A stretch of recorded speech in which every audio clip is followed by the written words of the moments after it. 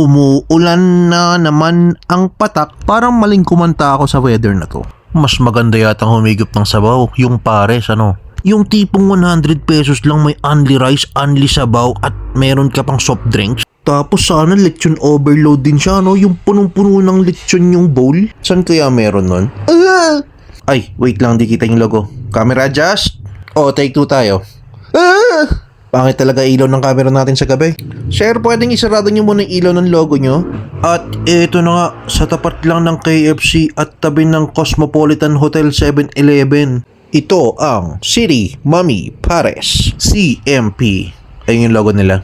Ayun yung sinasabi ko sa'yo, 100 lang. Ito pa yung isa oh, pag gutom na gutom ka talaga, fried chicken, quarter leg, mapapalaban ka talaga ng kain dito. Sa Nagilian Road pala to ah. Ayan yung St. Vincent Church sa malayo. Habang ginagawa yung order natin, tingnan muna natin yung place. So ayan, may food panda sila.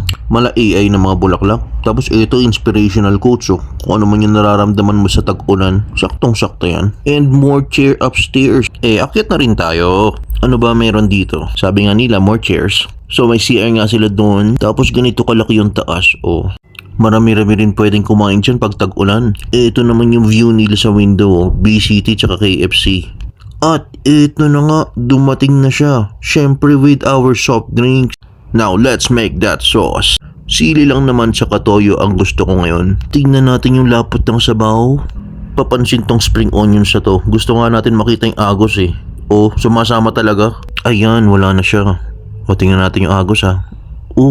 Tingnan mo yung agos ng sabaw sa spoon. Maagos siya pero slow mo yung effect dun sa spoon. Meron siyang lapot sir yan ang tunay na overload punong-puno. Tingnan natin kung gaano kalambot yung karne.